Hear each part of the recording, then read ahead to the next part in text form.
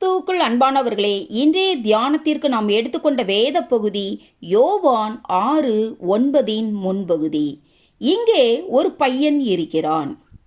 இங்கு கர்த்தருடைய நாமம் மகிமைப்பட ஒரு சிறுவன் தேவையாயிருந்தது. கர்த்தராகிய இயேசுவை சுற்றிலும் திரளான ஜனங்கள் கூடியிருந்த போதிலும் அந்த திரள் கூட்டத்தினரை போஷிக்க வேண்டிய தேவை எழுந்தபோது அவர்களுக்கு கொடுப்பதற்கு ஒருவரிடமும் ஒன்றும் இல்லாதிருந்தது. சீசர்களும் கூட அந்த சூழ்நிலையை சந்திக்க ஆயத்தமில்லாதவர்களாக இருந்தார்கள். ஆனால் அங்கு ஒரு சிறுவன் தன்னிடமிருந்த 5 அப்பங்களையும் 2 மீன்களையும் தியாகம் செய்ய ஆயத்தமாயிருந்தான். எனவே அவன் அவற்றை கர்த்தராகிய இயேசுவிடம் கொடுத்தான்.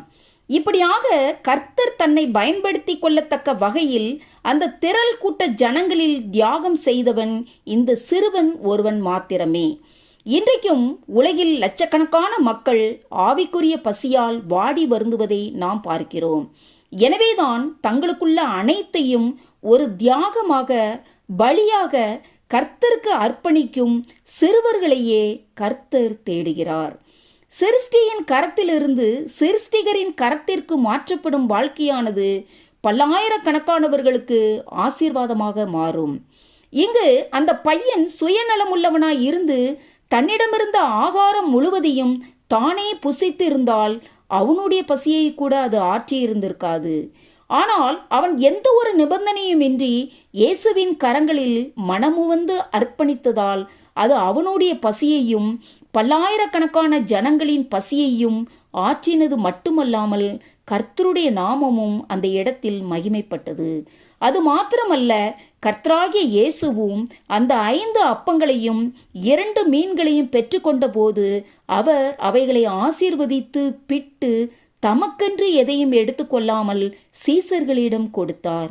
சீசர்களும் தங்களுக்கென்று ஒரு சிறு துணிக்கையையும் வைத்து கொள்ளாமல் அங்கு கூடியிருந்த திரளான ஜனங்களுக்கு பகிர்ந்து கொடுத்தார்கள். எல்லோரும் சாப்பிட்டு திருப்தி அடைந்த பின்னர் 12 கூடைகள் நிறைய மீதி இருந்ததாக யோவான் 6:13 பார்க்கிறோம். எனக்கு அன்பானவர்களே, பிறருக்கு உதவி புரிய நம்மிடத்தில் வாய்ப்பு இருக்கும்போது அதை பயன்படுத்துவதற்கு முன்பாகவே சேர்த்து வைக்க வேண்டுமென்று பிரயாசப்படாமல் தேவன் நம்மிடத்தில் என்ன நோக்கத்திற்காக ஒரு ஆசீர்வாதத்தை கொடுத்திருக்கிறாரோ அந்த நோக்கத்தை நிறைவேற்றுவதற்கு நாம் முதலாவதாக ஆயத்தமாயிருக்கும்போது தேவன் தாமே அன்று ஒரு சிறுவனுடைய தியாகமான அர்ப்பணிப்பினால் பல்லாயிரக்கணக்கானவர்களை போஷித்தது போல இன்று நம்மையும் கர்த்தருடைய நாமம் மகிமைப்படும்படியாக பல்லாயிரக்கணக்கானவர்களுக்கு ஆசீர்வாதமாக மாற்ற வல்லவராயிருக்கிறார். ஆமேன். அல்லேலூயா.